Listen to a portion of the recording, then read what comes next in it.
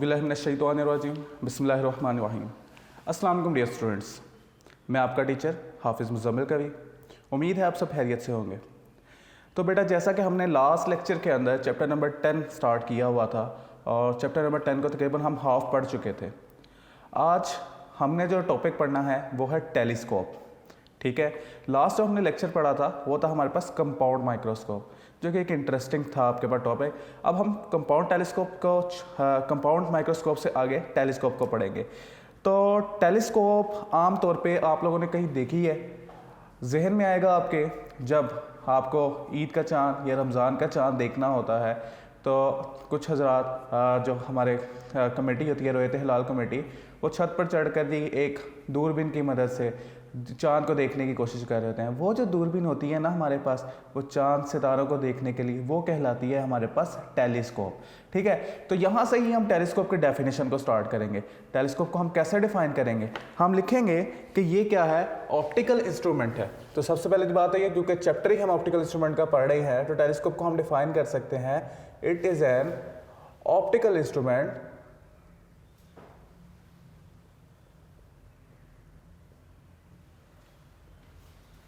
used to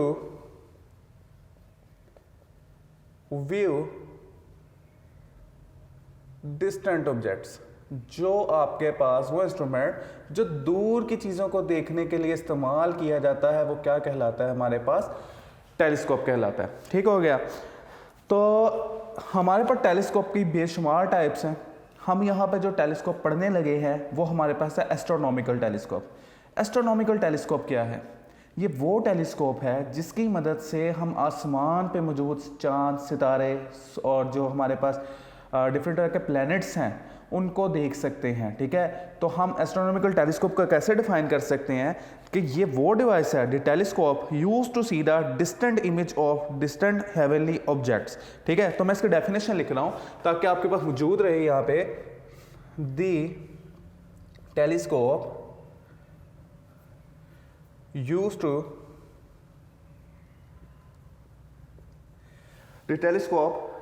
to see the distinct image of।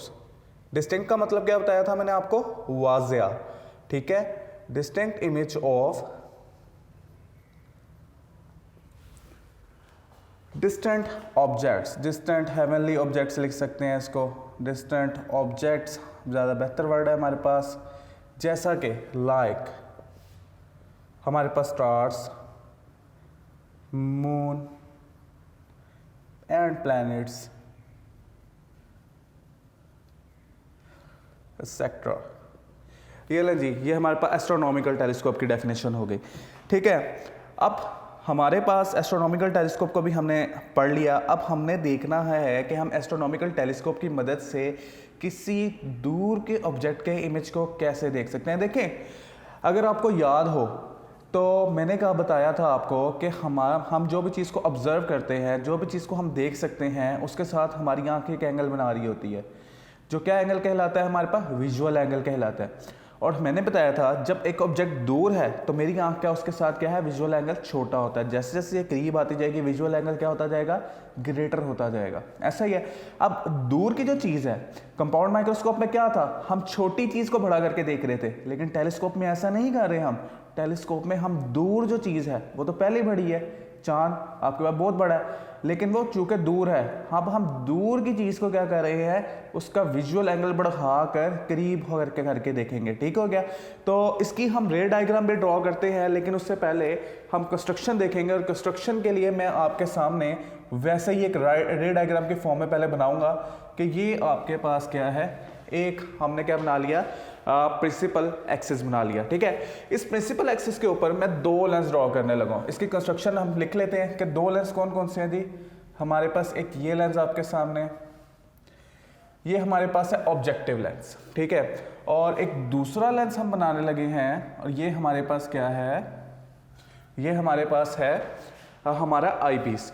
अब जरा construction भी लिख लेते हैं। ठीक है, कंस्ट्रक्शन के पॉइंट्स हमारे पास क्या आएंगे जी? कंस्ट्रक्शन यहाँ पे लिख लेते हैं हम। हाँ चलें, यहीं पे यहाँ पे कंस्ट्रक्शन में हमारे पास दो तरह के जो हैं वो लेंस मौजूद हैं। कौन कौन से जी? हमारे पास एक ऑब्जेक्टिव लेंस है और ऑब्जेक्टिव लेंस ये लें जी, ये ऑब्जेक्टिव लेंस है एक। और ऑब्जेक्टिव लेंस की क्या हुसूसियत है? दो हुसूसियात हैं इसकी। अगर आप यहाँ देखें तो इसका अपर्चर बहुत बड़ा है, ऐसा ही है, इसका लार्ज अपर्चर है। और अगर मैं बात करूं, अगर इसकी थिकनेस आप देख सकते हैं कम है, तो इसकी फोकल लेंथ बहुत लॉन्ग होती है, ठीक है। तो हम यहाँ लिखेंगे कि इसकी फोकल लेंथ क्या होती है? लॉन्ग होती है या लार्ज होती है। और आपके पास अपर्चर भी क्या होता है? इसका लार्ज होता है, ठीक है। Large aperture, large focal length. इसके बाद हमारे पास जो दूसरा लेंस है वो है आई पीस, ठीक है। आई पीस, इसकी क्या खसूसियात है? इसका अपर्चर भी स्मॉल है और इसकी फोकल लेंथ भी हमारे पास क्या है? स्मॉल है। तो स्मॉल फोकल लेंथ और स्मॉल अपर्चर, ठीक है। ये लें जी, ये उसकी खसूसियात हो गई। तो हम सिंपल कह सकते हैं कि जो आपके पास, अगर मैं यहाँ पे लिखूँ तो कंस्ट्रक्शन के अंदर मैं लिख सकता हूँ ऑब्जेक्टिव की फोकल लेंथ ग्रेटर होती है आई पीस की फोकल लेंथ से, ठीक है। इस बात को हम यहाँ पे यूज़ भी करेंगे। अब मैंने ये एक लेंस बनाया हुआ है आपके सामने, और अगर मैं इसकी जो है मैं फोकस, ये ऑप्टिकल सेंटर इसका ये हो गया, इसका ऑप्टिकल सेंटर ये हो गया। अगर मैं इनके फोकस को शो करूँ, फोकस को शो करने से पहले मैं आपको इसकी वर्किंग के बारे में थोड़ा सा बताऊँगा कि इसकी वर्किंग किस बेस पे होती है हमारे पास। तो यहाँ पे देखें, इसकी वर्किंग में जो सबसे इम्पॉर्टेंट पॉइंट है आपके पास वो है नॉर्मल एडजस्टमेंट। नॉर्मल एडजस्टमेंट क्या होता है जी? ये आपको बताते हैं जी, नॉर्मल एडजस्टमेंट, ठीक है। इसको एक्सप्लेन करते हैं अभी। ये देखें, हमारे पास एक ये लेंस है और एक ये कन्वेक्स लेंस है। दो कन्वेक्स लेंस है हमारे पास, और दोनों कन्वेक्स लेंस की कुछ ना कुछ हमारे पास फोकल लेंथ होगी। आपके पास ऑब्जेक्टिव लेंस की जो फोकल लेंथ होगी उसको हम FO से शो करते हैं। ये लेट्स सपोज आपके पास यहाँ पे है, ठीक है। चूँकि ज़्यादा है, इसको हम थोड़ा सा बड़ा करके बना लेते हैं कि जी ऑब्जेक्टिव की फोकल लेंथ कुछ यहाँ करके है, ठीक हो गया। तो इसको मैं शो भी कर देता हूँ किससे? ये क्या है जी? FO है, ठीक। अगर ये ऑब्जेक्टिव की फोकल लेंथ है, नॉर्मल एडजस्टमेंट का मतलब ये होता है कि आई पीस को भी हम ऐसी जगह पे रखते हैं कि आपके पास जो आई पीस की फोकल लेंथ है वो बिल्कुल ऑब्जेक्टिव की फोकल लेंथ के ऊपर आ जाए, ठीक है। ये वो पॉइंट है, ठीक है, जहां पे आपके पास ऑब्जेक्टिव की फोकल लेंथ और आई पीस की फोकल लेंथ दोनों क्या होती है? सेम पॉइंट पे होती हैं, ठीक है। तो इसको हम लिख सकते हैं, नॉर्मल एडजस्टमेंट वो पॉइंट है, the point at which focal length of objective and focal length of eyepiece lies on same place।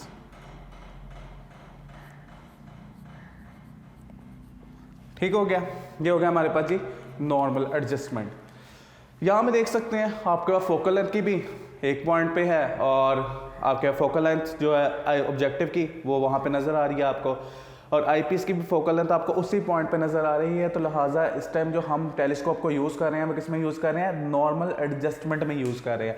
अब ज़रा यहाँ से देखिएगा, ऑब्जेक्टिव से लेके यहाँ तक का फासला, इसकी फोकल लेंथ का फासला आपके पास FO से शो किया जाता है यहाँ से, ठीक है। इसी तरह से आपके पास आई पीस के ऑप्टिकल सेंटर से यहाँ तक का इसकी फोकल लेंथ तक का फासला किससे शो किया जाता है? FE से। ऐसा ही है। तो बेटा अगर मैं पूछूं कि इस टेलीस्कोप की लेंथ कितनी है, तो हम बड़े आराम से कह सकते हैं कि यहाँ से यहीं तक लेके आपके पास टेलीस्कोप होगी ना, तो टेलीस्कोप की लेंथ बराबर है आपके पास किसके? Focal length of objective lens plus focal length of eyepiece, focal length of objective lens plus focal length of eyepiece. तो ये आपके पास क्या होगी? टेलीस्कोप की लेंथ होगी। तो यहाँ में मैं इसको भी लिख लेता हूँ, ठीक है। हमारे पास इसको भी हम मेंशन कर लेते हैं। तो आपके पास जी लेंथ ऑफ टेलीस्कोप,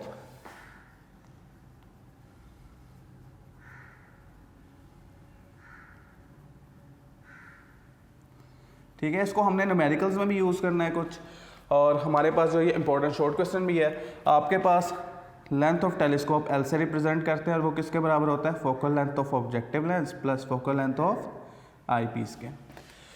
ये हो गया जी हमारे पास लेंथ का कंसेप्ट, और हम यहाँ पे भी ऊपर लिख लेते हैं आपके लिए ताकि आपको याद रहे कि focal length of objective lens plus focal length of eyepiece length के बराबर होता है। अच्छा जी, अगर यहाँ तक बात समझ आ गई तो अब आगे हमारे पास रे डायग्राम्स को समझने का वक्त आ चुका है, ऐसा ही है। और रे डायग्राम्स के बाद हम क्या करते हैं, हम डिराइव करते हैं उसके लिए मैग्नीफिकेशन का जो हमारे पास एक्सप्रेशन है। अब चूँकि मैंने इसकी रे डायग्राम समझानी है तो रे डायग्राम समझाने से पहले ना दो बेसिक बातें आपको समझना बहुत ज़रूरी है। वो बेसिक बातें क्या है, ये देखें बेटा, लेट करें एक कन्वेक्स लेंस है हमारे पास, ठीक है, इस तरह से कुछ, और कन्वेक्स लेंस पे इन्फिनिटी से कुछ रेज आ रही हैं इस तरह से। अगर हम इनको कलर चेंज कर लें तो ज़्यादा बेहतर होगा। ये लें, कुछ इन्फिनिटी से इस तरह से रेज आ रही हैं आपके पास। अब ये सारी की सारी रेस कहाँ पे इकट्ठी होंगी, जहाँ पे इसका फोकस होगा, ऐसा ही है। ये अपने फोकस पे जाके इकट्ठी हो जाएंगे सारी कुछ इस तरह से, ऐसा ही है ना। लाइट की रेस हमेशा कहाँ इकट्ठी होती हैं, आपके फोकस पे, प्रिंसिपल फोकस पे, ठीक, जिसको हमने फोकल लेंथ का भी नाम दिया हुआ, ऑप्टिकल सेंटर से वहाँ तक का फासला। लेकिन बेटा अगर आपको याद हो, चैप्टर 9 में ये बात हमने की थी कि हम अगर किसी लेंस के फोकस पे किसी सोर्स को रख दें तो क्या होता है। अगर नहीं याद तो मैं इसको थोड़ा सा बता देता हूँ कि लेट करें आपके पास अब ये लेंस है और ये लेंस का कुछ हमारे पास जो है प्रिंसिपल एक्सिस ये बना लेते हैं कुछ इस तरह से, और इसका जो प्रिंसिपल फोकस है एक ये है और यहाँ से ये है। और मैंने यहाँ पे क्या किया, एक पॉइंट सोर्स रख दिया। पॉइंट सोर्स का मतलब एक लाइट का सोर्स। अब होगा क्या, जब हम फोकस पे किसी लाइट के सोर्स को रखते हैं तो लाइट तो हर तरफ फैलेगी। अब आपके पास जब लाइट हर तरफ फैलेगी और आपके पास लेंस में से गुजरेगी कुछ इस तरह से,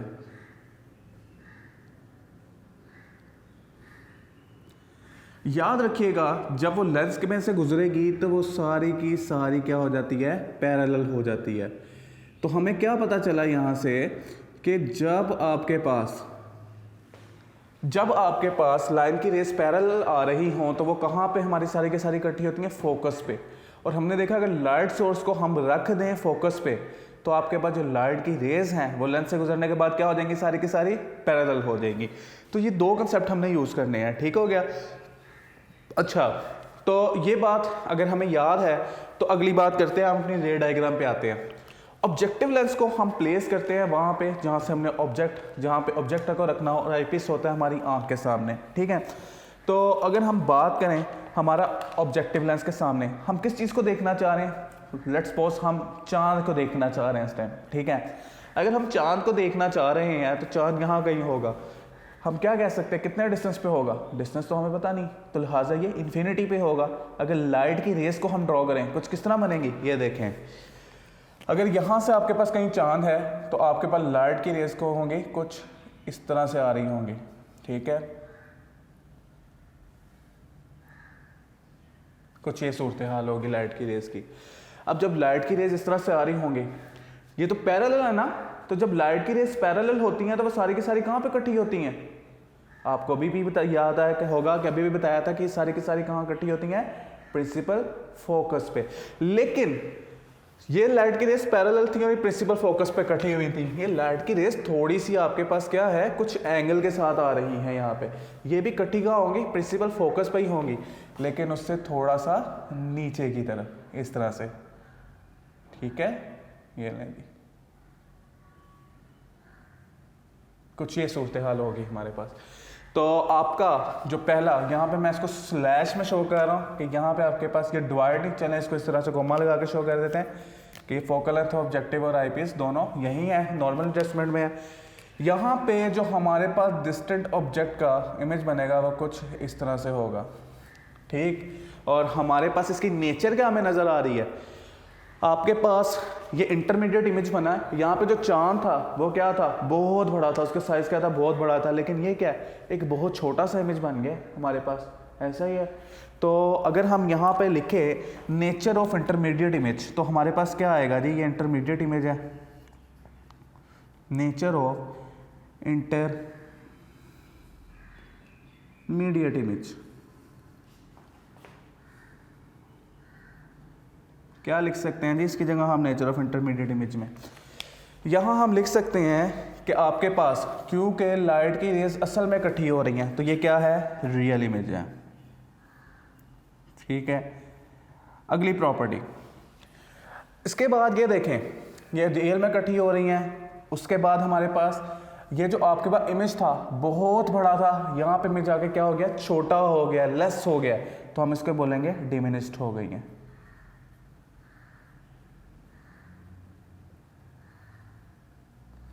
ठीक है, यानी कम हो चुका है इमेज, पहले ऑब्जेक्ट्स के लिहाज से इमेज बहुत छोटा हो चुका है। तीसरी प्रॉपर्टी कि आपके पास ये क्या है, ऑब्जेक्ट के लिहाज से यहाँ पे उल्टा नजर आ रहा है आपको, लिहाजा हम यहाँ लिखेंगे कि इन्वर्ट हो चुका है। ठीक हो गया, real, diminished and inverted image हमें मिला जो इंटरमीडिएट इमेज है। लेकिन ये भी हमारी आंख को नजर नहीं आया। हमारी आंख को देखते हैं इस लेंस की मदद से जो हमारे पास क्या कहलाता है, आई पीस। अब देखें, हमारी आंख कुछ यहाँ है, ठीक है, हम यहाँ से देख रहे होंगे कहीं से, और हमें कैसे इमेज नज़र आएगा देखते हैं। ये देखें, अब लाइट की रेस क्या होंगी, सारी की सारी कहाँ से गुजरेंगी, हमारे पास कुछ यहाँ से, हमारे पास यहाँ पे, ठीक है, ऑब्जेक्ट के हेड से। और आपके पास मैंने कहा था फोकस पे अगर सोर्स हो, सारी की सारी लाइट रेस क्या हो जाती हैं आपके पास, पैरेलल हो जाती हैं एक पॉइंट पे, ऐसा ही है। तो ये सारी की सारी लाइट रेस क्या होंगी, कुछ इस तरह से हमारे पास पैरेलल होना शुरू हो जाए। सेंटर से तो बिल्कुल स्ट्रेट गुजरेगी, हमारे पास बाकी क्या हो जाएंगी, पैरेलल, कुछ इस तरह। ये देखें, यहाँ से भी यहाँ पे, आई को हम थोड़ा सा ऊपर कर लेते हैं, आपके पास आई कुछ यहाँ पे प्लेस होगी।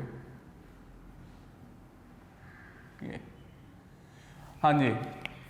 अब देखें, अगर मैं इन लाइट की रेस को इकट्ठा करूं, अगर मैं लाइट की रेस को दोबारा से यहाँ पे दिखा रहा हूँ कि यहाँ से कुछ इस तरह से सूरत हाल है आपके पास, ये पैरेलल हो जाएंगी लाइट की रेस जब यहाँ से गुजरेंगी। अब हमारा इमेज ऑब्जेक्ट यहाँ पे तो असल में नहीं कहीं भी मिल रहा, ऐसा ही है, ये जो आपके पास लाइट की रेज हैं पीछे की साइड पे कहीं नहीं मिल रही, तो फिर ये कहाँ मिल रही होंगी, इनको यहाँ पे मिलाने की कोशिश करते हैं। अगर हम यहाँ पे मिलाने की कोशिश करें तो हमें नज़र आता है कि ये यहाँ पे भी नहीं कहीं पे मिल रही है, यहाँ पे भी कहीं जाके इन्फिनिटी पे मिलेंगी। यहाँ हम लिख लेते हैं कि ये कहाँ जाके मिलेंगी, इन्फिनिटी पे, ऐसा ही है ना।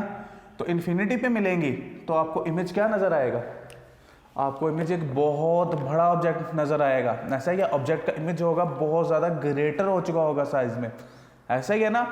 ये देखें, जब लाइट की रेज आई थी बहुत ज़्यादा बड़ा ऑब्जेक्ट था, वो डिमिनिश्ड हो गया, इन्वर्टेड हो गया, ठीक है, रियल था। लेकिन जब यहाँ पे आपको इमेज को देख रहे हैं तो आपका इमेज इन्फिनिटी पे बनेगा, बहुत बड़ा बनेगा, ठीक है, मैग्नीफाइड होगा। आपके पास जो होगा रियल की जगह आप क्या लिखेंगे, हमारे पास ये वर्चुअल होगा क्योंकि लाइट की रेज असल में नहीं मिल रही, और हमारे पास दूसरी बात ये इन्वर्टेड ही होगा, ठीक है। तो हम यहाँ पे लिख लेते हैं कि हमारे पास नेचर ऑफ फाइनल इमेज क्या होगी, ठीक है। तो अच्छा जी, नेचर ऑफ फाइनल इमेज यहीं पे लिख लेते हैं हम इस चीज़ को।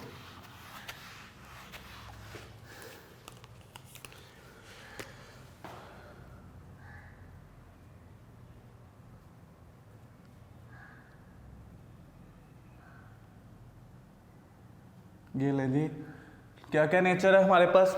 एक तो सबसे पहले लाइट रेज असल में नहीं मिल रही यहाँ पे, तो हम सीधा सीधा लिख लेते हैं बात अपनी कि ये क्या है, वर्चुअल इमेज है। अच्छा जी, इसके बाद ये बहुत बड़ा हो के आपको ऑब्जेक्ट जो है वो नजर आएगा यहाँ पे, तो लिहाजा ये क्या है, मैग्नीफाइड है। तीसरी बात, हमारे पास ये इमेज में हमें क्या नजर आएगा, इन्वर्टेड नजर आएगा, ठीक है। ये लें जी, ये इसकी नेचर पे भी बात हो गई। अब हमें एक्सप्रेशन ड्राइव करना है किसके लिए, मैग्नीफाइड इमेज के लिए, मैग्निफिकेशन के लिए, ठीक है। तो हमारे पास मैग्निफिकेशन या एक्सप्रेशन फॉर मैग्निफिकेशन लिख लेते हैं, वो क्या होगा उसको देखते हैं हम। ज़रा याद करें पिछले दोनों टॉपिक्स में हमने मैग्निफिकेशन के लिए कौन से फॉर्मूले से स्टार्ट किया था, एंगुलर मैग्निफिकेशन से। ठीक, तो वही फॉर्मूले से हम स्टार्ट करते हैं कि m आपके पास किसके बराबर होता है, बीटा ओवर अल्फा। ठीक हो गया। अब हमारे पास बीटा और अल्फा की हमने क्या करनी है, कैलकुलेशन करनी है। तो उसके लिए क्या यूज़ करें, हमारे पास मैं यहाँ पे मार्क करता हूँ, हमने कोई दो ट्रायंगल यूज़ करनी है। कौन कौन सी दो ट्रायंगल्स, एक बेटा ये वाली, ये देखें, यहाँ से देखें ये वाली, ये आपके पास एंगल बन रहा है अल्फा, क्योंकि आँख के साथ बनने वाला एंगल है ना अल्फा। तो यहाँ से जो लाइट रेज आ रही होंगी वो इस तरह से कुछ होंगी, और ये सेम इसके क्या है, पैरेलल है। तो अगर मैं इसको शो करूँ तो ये भी एंगल क्या बन रहा होगा, अल्फा। अगर मैं इस ऑब्जेक्ट को भी एक नाम दे देता हूँ कि ये जो इंटरमीडिएट इमेज है हमारे पास, इसका साइज़ क्या है, ए डैश बी डैश के बराबर। ठीक है, और ये हमारी आँख के लिए क्या था, आई पीस के लिए ये ऑब्जेक्ट था। ठीक है, और यहाँ से एक और ट्राइंगल बन रही है मेरे पास, ये वाली। अगर मैं इस पर गौर करूँ तो ये मेरे पास कौन सा एंगल बन रहा है, चूँकि ये हमारी आँख ऑब्जेक्ट के साथ बना रही है, इमेज के साथ फाइनल एंगल है, तो ये क्या है, बीटा। तो इन दोनों ट्रायंगल्स को मैं पहले यहाँ पे साइड पे बना लेता हूँ। एक ट्रायंगल मेरे पास है जी ये वाली, कुछ इस तरह, जिसमें एंगल क्या है, अल्फा, और ये क्या है, ए डैश बी डैश। ठीक हो गया। और अगर मैं ऊपर वाली लेंथ देखूँ यहाँ से लेके यहाँ तक, तो ये क्या है, focal length of objective lens. ठीक हो गया। दूसरी वाली अगर मैं देखूँ, आपके पास ये वाली जो बन रही है, इसको कुछ इस तरह से हम ड्रॉ करते हैं। ये देखें, अगर मैं इसको देखूं तो यहाँ पे ये जो आपके पास है A dash B dash object, ये वाली लेंथ कौन सी है, ये आई पीस की फोकल लेंथ है हमारे पास, और हमारे पास बाकी जो एंगल बन रहा है वो कौन सा है यहाँ पे, बीटा। क्या अब मैं दोनों की कैलकुलेशन करने के काबिल हो चुका हूँ? हाँ जी, ज़रा करते हैं। तो आपको याद है फॉर स्मॉल एंगल्स, साथ ही हम इस चीज़ को मेंशन कर देते हैं ताकि यहीं पे मैक्सिमम चीज़ें कवर हो जाएं। tan alpha equals to alpha था, और tan alpha means perpendicular over base.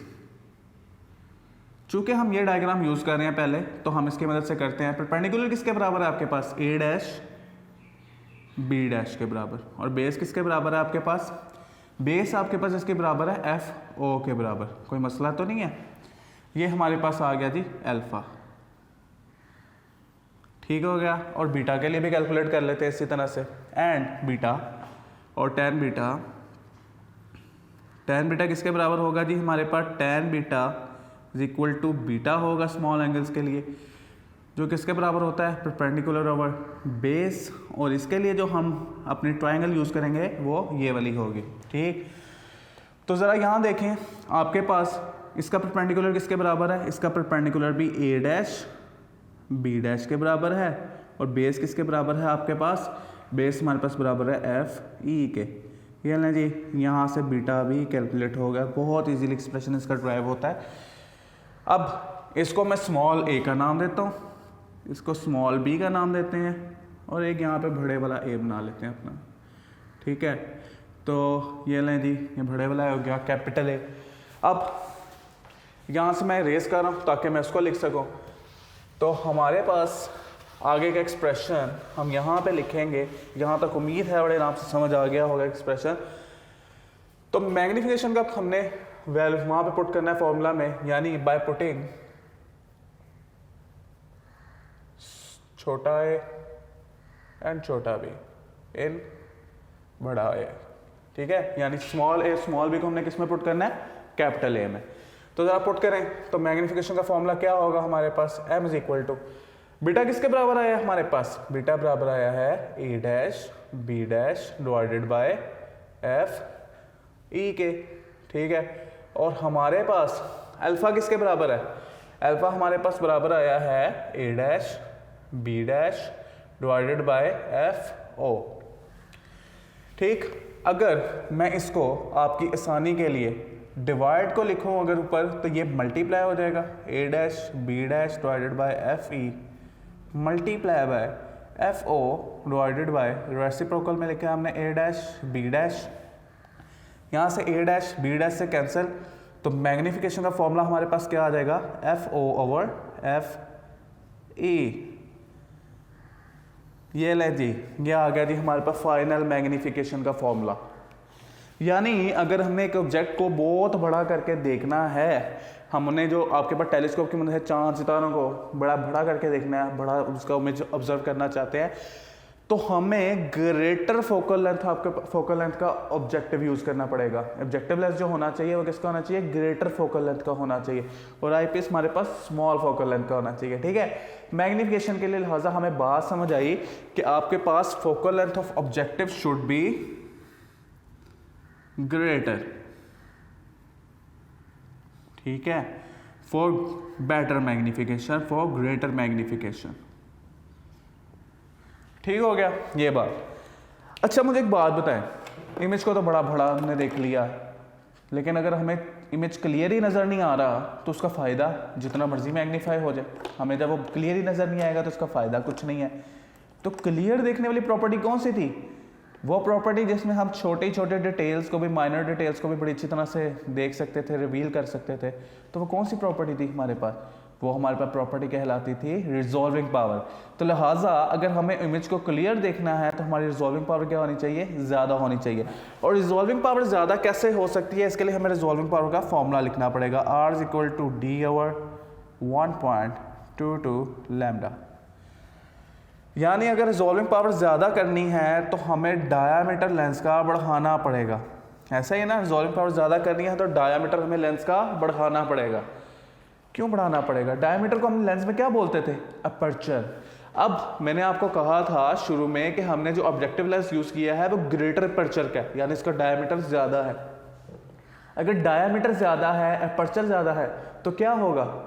आपके पास ये ज़्यादा से ज़्यादा लाइट को कैप्चर कर सकेगा ताकि क्या कर सके? क्लियर इमेज बना सके। अगर ये छोटे साइज़ का होता तो ये जो इंटरमीडिएट इमेज बनता ये क्या होता? ये हमारे पास इतना क्लियर ना होता। लिहाजा यहाँ पे इसने क्या किया, यहाँ पे हमने ज़्यादा बड़ा अपर्चर का जो लेंस यूज़ किया, ज़्यादा बड़े डायामीटर का लेंस यूज़ किया ताकि हम क्या कर सकें? ज़्यादा से ज़्यादा लाइट को कैप्चर कर सकें और जो हमारा इमेज बने वो बहुत ज़्यादा क्या हो? क्लियर हो, हम उसको क्लियरली देख सकें, ऑब्जर्व कर सकें। तो अगर आपको रिजॉल्विंग पावर ज़्यादा करनी है तो आपको अपर्चर ऑफ द जो है ऑब्जेक्टिव लेंस वो क्या हो करना पड़ेगा? उसको भी बढ़ाना पड़ेगा। ठीक है बेटा जी, तो हमारे पास ये थी टेलीस्कोप, और टेलीस्कोप को आपने देख लिया, मैग्नीफिकेशन भी हमने इसकी सारी देखी। एक आसान टॉपिक है, इसकी बस आपने प्रैक्टिस करनी है। ठीक हो गया, बोर्ड पे आपके पास मौजूद है, लेक्चर को देखें, सुने, बुक से पढ़ें। ठीक है, और हमारे पास इसकी डेरिवेशन की प्रैक्टिस करें, रे डायग्राम की प्रैक्टिस करें, ये ज़रूरी है। ठीक है, क्योंकि ये एक इम्पॉर्टेंट लॉन्ग क्वेश्चन है। आज के लिए इतना ही, पिछले टॉपिक्स के साथ इसको भी कर ली, अपने लिए तैयार करते रहिएगा। टाइम कम है और हमारे पास जो है अभी दौड़ बहुत ज़्यादा है, सिलेबस ज़्यादा है। अपना बहुत बहुत ख्याल रखिएगा और अपनी स्टडीज़ को कंटिन्यू रखिएगा। आज के लिए इतना ही। अस्सलामु अलैकुम, अल्लाह हाफिज़, फ़ी अमान अल्लाह।